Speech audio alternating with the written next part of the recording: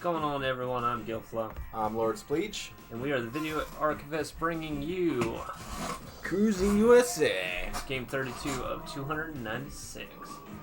Alright, so let's get into this. So, let me see if I can get out of this to... I don't think so. We're just going to reboot it. Whatever.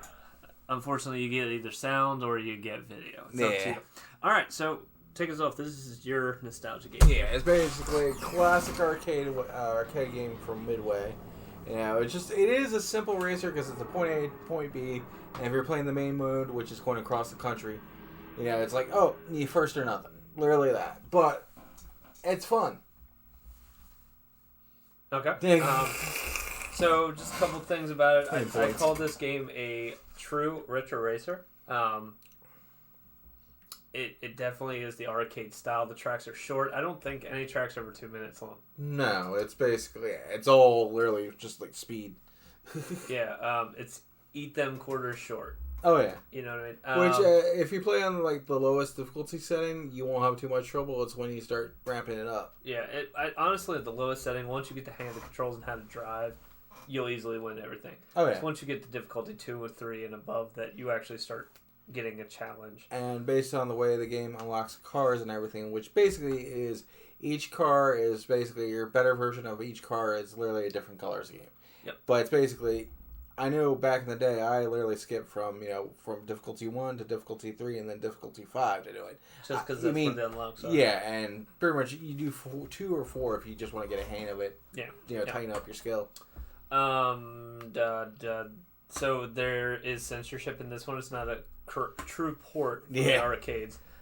This is back in the Nintendo, like, no half nudity. No, that's not cool. Of course, in this one, the only censorship is, the girl that gives you the race trophy at the end literally is just wearing clothes instead of a bikini. Yeah. And the only other thing after that is, at the end of the race, you don't run into Bill Clinton with a hot tub.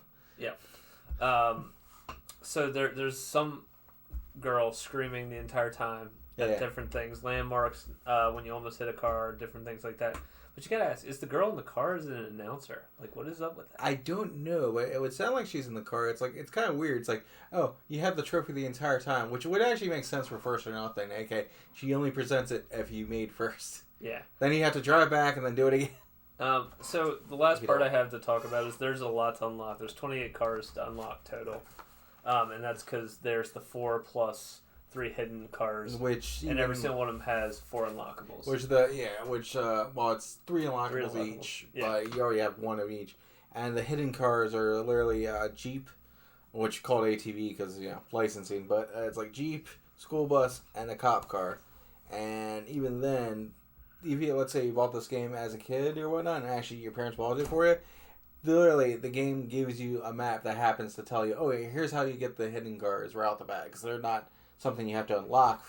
You just literally hold the buttons and then there you go. Because if I remember right, I think in the arcade version, I think you had to hit camera V2 and hold that down to actually get them accessed, if I remember right. Gotcha. Alright. Anything else you got on the game? Nothing much. I mean, it's just a fun, it's simple arcade racer, but it's fun, mindless fun. Yeah. But that doesn't hurt. So, let's get into the ratings. So, 50 is nothing good or bad. You want to explain one and the foreshadowing?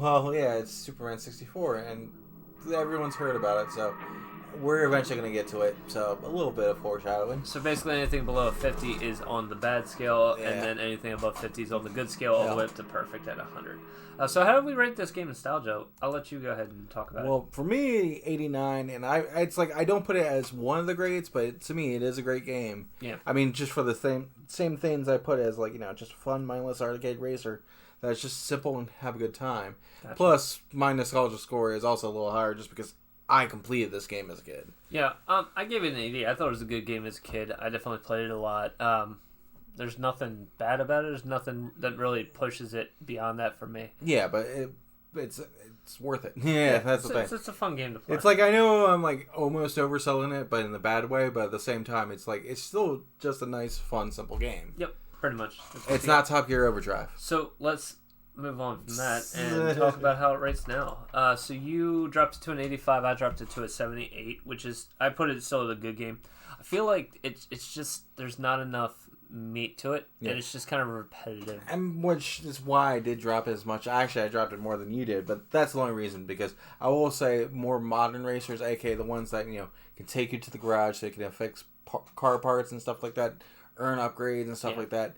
That has a little bit more meat. This is, like I said, simple arcade fun, but yeah, those racers, whether they're arcade style and controls or even simulation, do have the meat to them that make it more worth it to really dive in. Yeah.